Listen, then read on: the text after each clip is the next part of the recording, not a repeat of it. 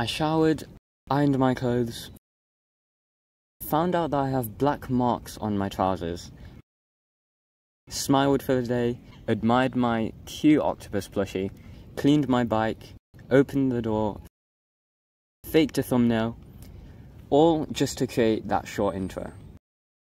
So it's currently 8:08 right now, and there's like just over half an hour until I get my results. So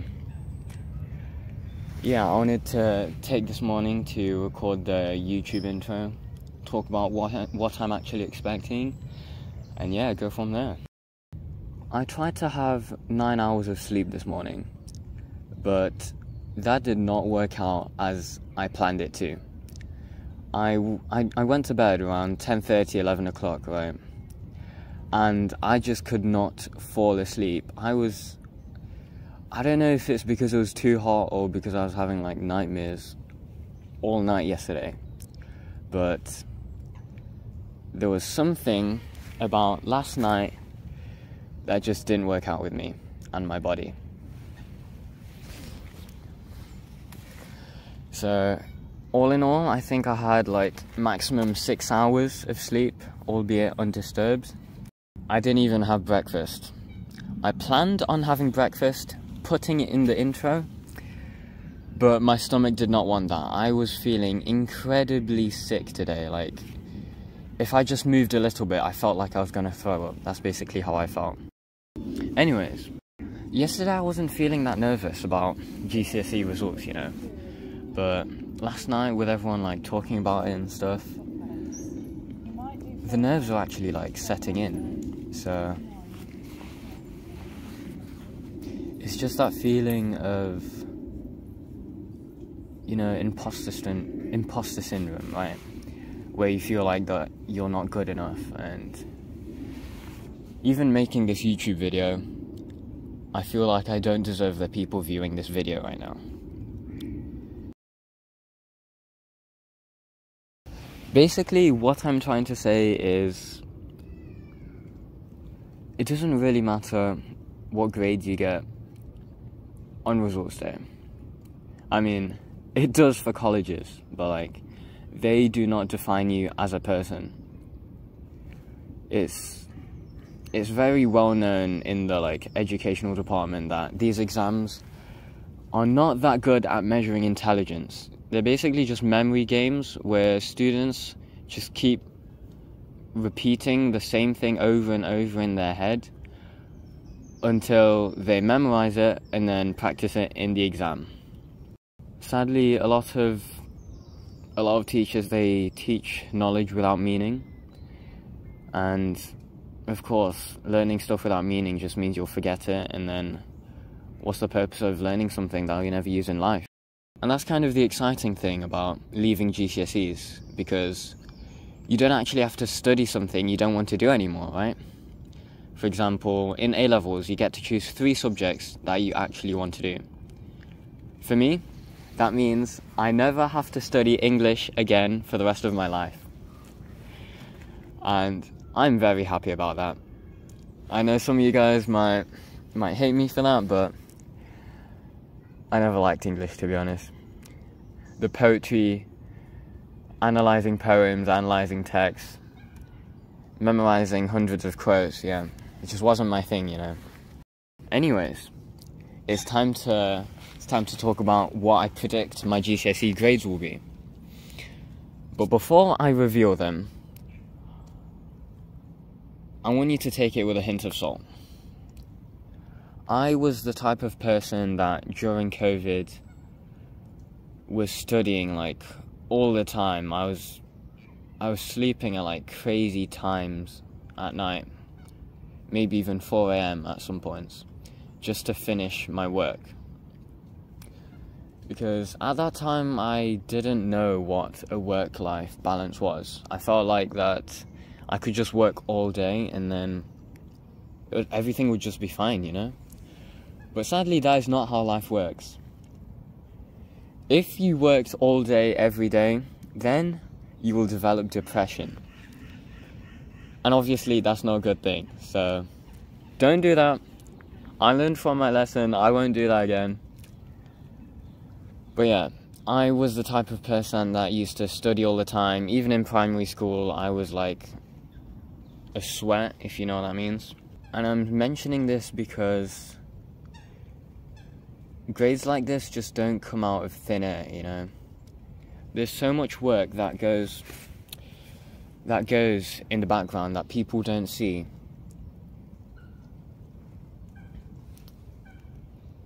And that they don't know is involved when getting these grades. As bad as it is, I'm a perfectionist. And that's too much of a common thing in nowadays society, where everyone wants you to be perfect. Whether it's beauty standards, or grades, or the perfect child, or the perfect sibling, whatever it is, everyone expects you to be perfect. So, I'm a perfectionist, and I did so many past papers in order to try and get the perfect grades. And for me, that meant all 9s. So, deep in my heart, I know what I really want is to get straight 9s today.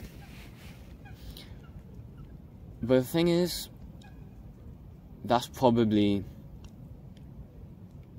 too high of an expectation. So I took like 11 GCSEs. That's quite a lot, because 2 months before I actually took my GCSE exams, my teachers were like, "Oh, you do programming in your spare time. Would you want to try the computer science paper?" And I was like, yes, because we didn't get the option to do computer science because we didn't have a computer science teacher during year 9.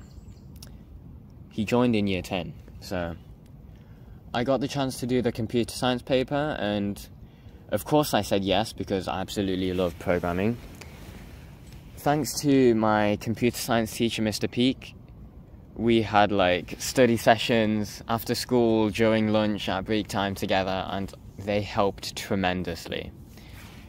So all thanks to him, I was quite confident with my computer science exam, and I'm hoping for at least a grade 8. For maths, science, they're definitely looking at grade 9s for me, because I did like at least 50 past papers for both of them. And then statistics, I also did like so many past papers. And for these exams, right, you can get like the actual GCSE past paper. The teacher gets a copy of it. So we just looked over the past paper, the actual GCSE exam paper that you sat at that moment. Once you finish the exam, the teacher can get a copy of it.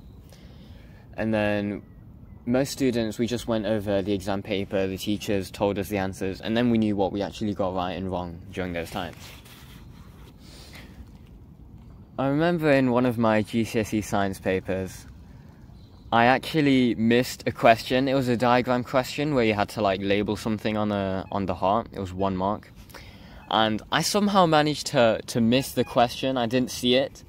And then when my friends were talking about it, and they were like, "Oh, what did you put for the heart question on the first paper of the exam?" I was like, "What question?" Yeah, man. So next time I will make sure to read each question carefully and look at the question numbers to make sure you don't miss a question on the exam paper, no matter how many marks it may be worth. So that's math, science, then English. I was not that good at English, but my teacher predicted me a grade 9 in literature because they had faith in me. Thank you, Miss Dawson. Even though I've never ever gotten a grade 9 in English literature. But I revised for it. I remembered all the quotes, I practiced, wrote loads of essays, which I hated doing.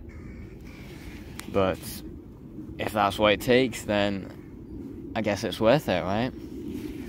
So yeah, I revised loads for English literature, drilled those quotes in my head the night before the exam, and I think it went quite well. I managed to pace myself through the exam, and I managed to write a decent quantity for each exam question. I think I even had like a few minutes at the end where I just finished and I was just proofreading all my work over to check that I had all gone well. But yeah, it wasn't what we was expecting. I think we got my last touches, if I remember correctly. And no, none of us were expecting my last touches to come up on the actual GCSE exam paper. But yeah, that's what we got. And I think I linked it to like London or something, because it was about power. But yeah.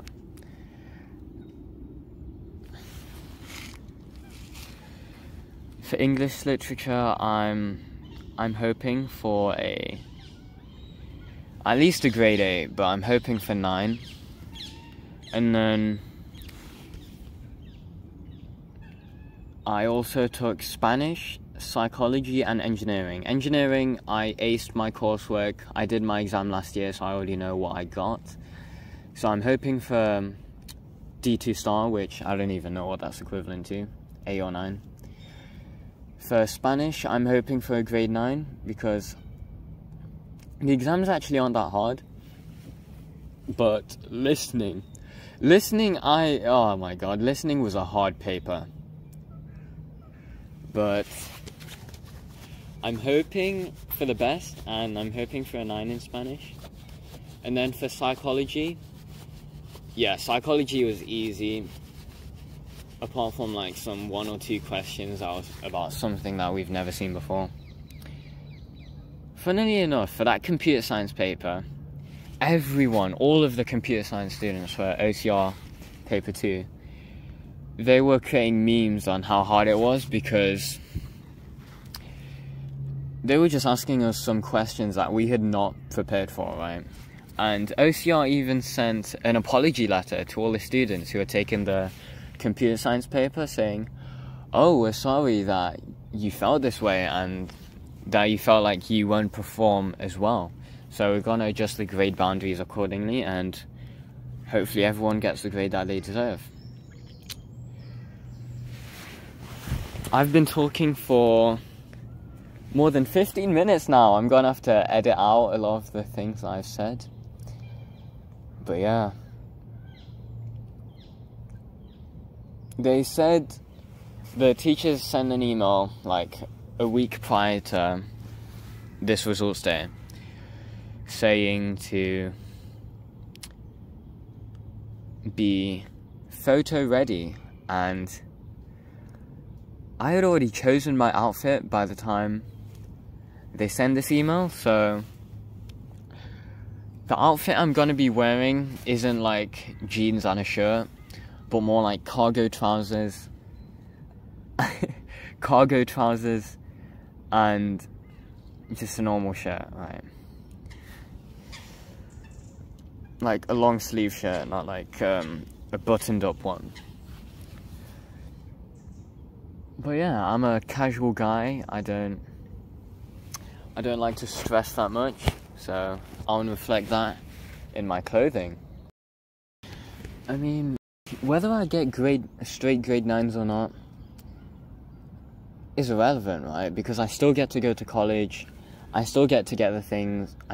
I'm still able to get the things I want and progress in my career. Getting straight 9s is just a little thing that doesn't actually really matter in the grand scheme of things, because it's your originality and the things you do out of school that really set you apart as a student. Because I know some people that have gotten 4 A stars, for example, and they've been rejected to the unis they apply to, for example, Oxford, Manchester University. So that just shows that it's not all grades. People in life, they view you holistically, meaning they look at you in every aspect of your life, from grades to personality to commitment to skills in other sectors of life. For example, public speaking, networking, and all of those other things. So that's something you need to consider when looking at your GCSE exam results. Thankfully, it's not raining as much right now, and my friend just told me he got 9s in science, computer science, and DT, which is absolutely incredible. Apparently, they get their exam results 1 hour ahead of everyone else, which is, I don't know, they get to do whatever they want, I guess. But yeah, I get mine in half an hour. And then after that, I go to the sixth form that I want to enroll at, and then show them my results. They enroll me, and that's where I'm going to be spending the next 2 years of my life. How fun! Oh yeah, I forgot to mention the two other subjects that they told me to do 2 months prior to my actual GCSE exams were further maths and computer science. Further maths was because of a classmate of mine. I won't mention her name just in case she doesn't want me to. But yeah, a classmate of mine went to our statistics teacher and was like, oh, since we're good at maths, why don't we try further maths? And our statistics teacher was like, hell yeah, why not? So yeah, because of her, we were able to take further maths as an extra GCSE 2 months prior to actually doing the GCSE exams. So we had only 2 months to learn like the entire curriculum for 2 extra GCSEs. It was pretty hardcore, but these GCSEs were just quite small. Further maths, it was mostly maths it was mostly GCSE maths content already, so it was only differentiation, some calculus, and some other stuff like piecewise graphs, functions, stuff like that. But yeah, GCSEs aren't actually meant to be that hard. But I saw the A-level spec, and oh my god. The formula sheet was like 6 pages long and covered head to toe in formulas, so I think we've got a huge gap to like bridge over from GCSE to A-level. But I guess that's the fun of it, don't you think? Study nice, revision sessions with friends. It's time to actually like bond together, focus on what you actually want to do. And yeah, A-levels is a time to actually show off your academic ability, because if you don't actually want to pursue academics in the future, for example, go to uni, that sort of stuff, then you wouldn't actually be going to sixth form or college in the first place. You'd be taking an apprenticeship or BTEC to actually hone down your skills and focus in the sector you actually want to focus in on. So yeah, I think that's enough talking for today. I'm hoping... That's a beautiful dog, by the way. Yeah. It's your birthday today. Oh, happy birthday! Well, yeah, love talking to strangers anyways. Yeah. I'm just gonna go over the GCSE subjects real quick to make sure that I have all of those in editing. So, maths, I'm hoping for grade 9.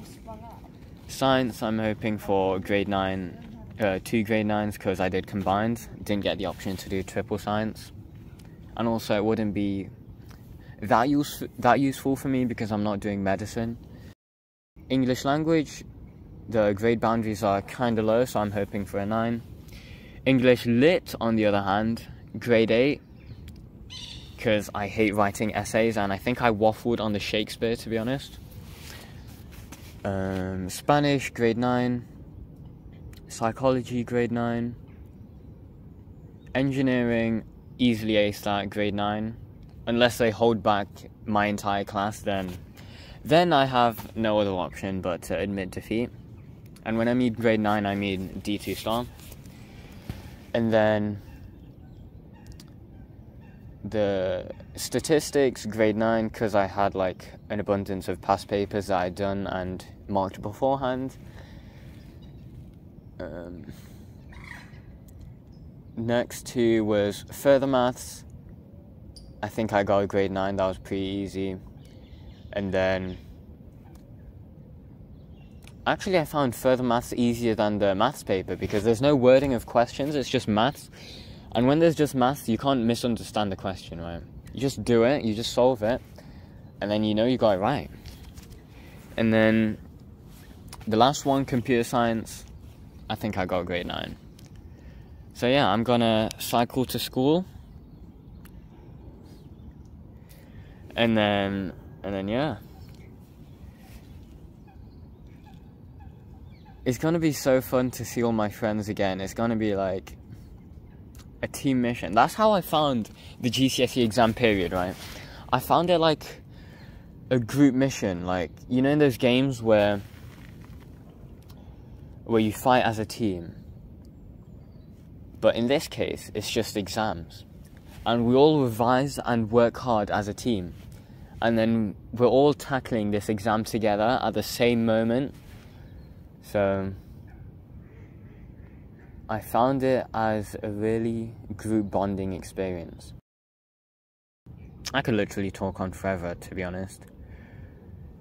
So yeah, I'll meet you again at my school when I take my results. Hopefully I'll record actually opening the results. And then after I open my results, maybe I'll have some like vlogs with my friends. And then I'll go to my sixth form to enroll. And that's it. I'll meet you there then.